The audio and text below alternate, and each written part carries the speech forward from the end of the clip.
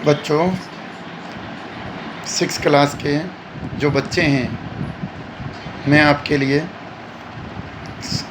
अध्याय 5वां टॉपिक के बारे में बताना जा रहा हूँ। 5वें अध्याय का नाम है पंचायती राज।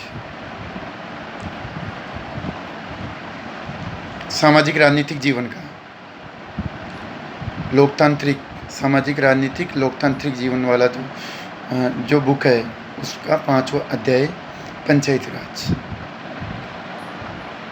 पंचायती राज का मतलब है बेटा कि 5 लोगों के द्वारा जो फैसले लिए जाते हैं वही पंचायत है।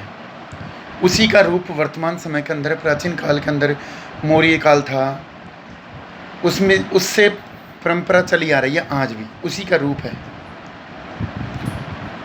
इन 5 व्यक्तियों का जो समूह है उसी को पंचायती राज कहते हैं। इसका थोड़ा सा रूपांतरित हम कहते हैं। अब जैसे आधुनिक भारत के अंदर हम आ जाते हैं, तो जब हमारा देश आज़ाद नहीं हुआ था, उससे पहले की गांधी जी का सपना था एक स्वराज्य। स्वराज का मतलब है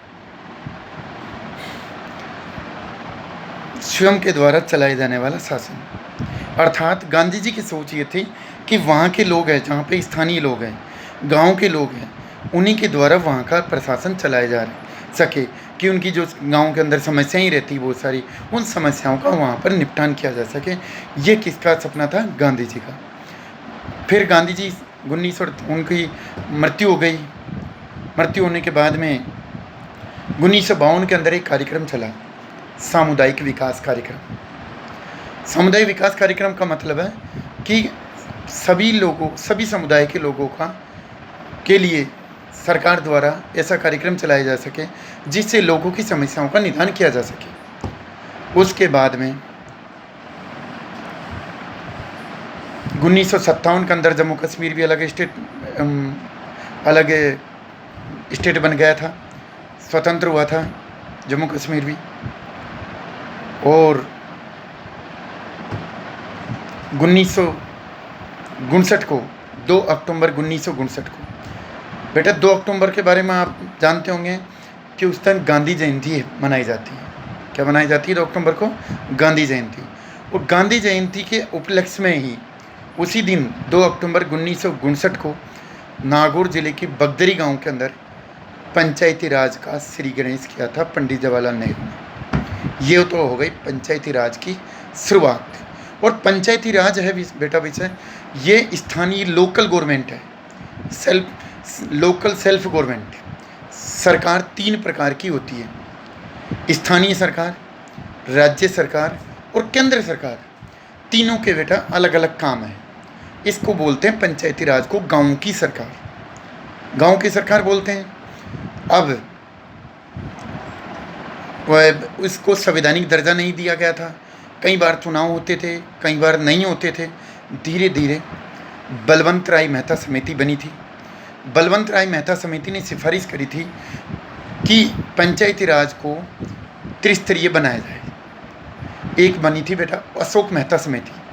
ये समिति क्या होती है? कोई भी कमेटी बनती है, या तो उसमें रिटायर्ड न्यायाधीश होता है या बहुत बड़े विद्वान लोग होते हैं, तो उस कमेटी के अंदर जो लोग होते हैं वो सुझाव देते हैं कि शासन व्यवस्था चलाने के लिए इस तरीके का विकास हो, इस तरीके के लोग हो, तो इस तरीके से हमारी जो शासन व्यवस्था है वो बन सके।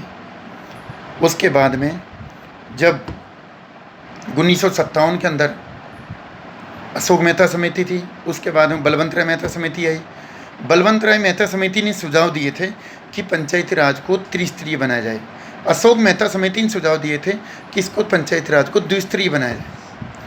द्विस्तरीय का मतलब होता है कि खंड स्तर और जिला स्तर, और त्रिस्तरीय का मतलब होता है कि ग्राम पंचायत, पंचायत समिति और जिला परिषद तीनों को बनाया जाए। ये और तीनों के अलग अलग काम होने चाहिए। तो हम देखते हैं शुरुआत में कि जो बलवंत, फिर उसके बाद में आ जाता है कि LM सिंघवी समिति, ये बनी थी 1977 के अंदर। LM सिंघवी समिति का भी विचार था कि इनको पंचायती राज को द्विस्तरीय बनाया जाए, जब इनको संवैधानिक दर्जा नहीं दिया गया था। उसके बाद में LM सिंघवी समिति के बाद में एक और समिति आई, पंडा क्या नाम है, LM सिंघवी समिति के बाद में थी जननायक समिति। जननायक समिति के बाद में थी, अलग अलग समितियाँ बनती गई, पर ये मेन मुख्य समितियाँ थी। फिर इनको क्या हुआ बेटा कि जो राजीव गांधी थे, तो राजीव गांधी जी का भी ये सपना था कि इनको संवैधानिक दर्जा दिया जाए। अगर संवैधानिक दर्जा देंगे तो सब ये समय समय पर चुनाव होंगे, समय समय पर काम भी होंगे, तो और जनता के काम भी होंगे, जनता की समस्याओं को निपटान होगा। तो इन्होंने 1993 के अंदर एक संसद के अंदर विधेयक लाके इसको संवैधानिक दर्जा दिया गया। संवैधानिक दर्जा देने के बाद में पूरे देश के अंदर ये पंचायती राज 24 अप्रैल 1994 को पंचायती राज लागू हो गया। तो उसमें नियम ये बने कि 24 अप्रैल के बाद में हर 5 साल बाद में चुनाव होगा। अगर किसी व्यक्ति की तीसरी संतान जन्म लेती 24 अप्रैल के बाद, तो वो चुनाव के लिए अयोग्य होगा। और उसके बाद धीरे धीरे पंचायती राज को संवैधानिक दर्जा देने के बाद में उसको पावर मिल गया, शक्तियाँ मिल गई गाँव का विकास करने के लिए। इसके पास में बहुत सारे पावर होते हैं, जैसे उदाहरण तौर पे गांव के अंदर पानी की व्यवस्था करना, बिजली की व्यवस्था करना, गांव के अंदर मतलब इसके पास में पंचायती राज के पास में 29 विषय हैं। ये अलग अलग स्टेट के अंदर अलग अलग नामों से जाना जाती हैं। जैसे उदाहरण तौर पर हम देखते हैं इसमें यूपी के अंदर यूपी में बोलते हैं जिला पंचायत, और राजस्थान में बोलते हैं जिला परिषद, और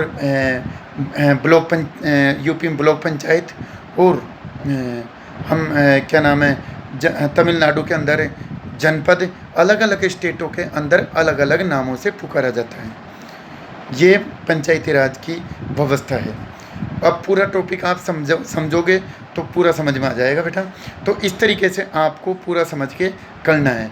और हम देखते हैं कि ये 3 स्तर पर बनाई गई है। जैसे राजस्थान की अलग व्यवस्था है, ग्राम पंचायत, पंचायत समिति, जिला परिषद, और यूपी के अंदर भी यही व्यवस्था है। हम इधर देखते हैं तमिलनाडु के अंदर द्विस्तरीय व्यवस्था है। द्विस्तरीय का मतलब होता है कि पंचायत समिति और जिला परिषद दो ही है। अब पंचायत समिति का काम क्या होता है कि जिला परिषद का काम क्या होता है, जिला परिषद पूरे जिले के अंदर मॉनिटरिंग करती है, और मॉनिटरिंग करके पंचायत समिति को बजट देती है, या ब्लॉक स्तर पर उसको बोलते हैं खंडी स्तर, और उसको बजट देने के बाद वो ग्राम पंचायत को देती है। ग्राम पंचायत पूरे पंचायत है, उसमें पंचायत का विकास करवाती है। ठीक है, धन्यवाद।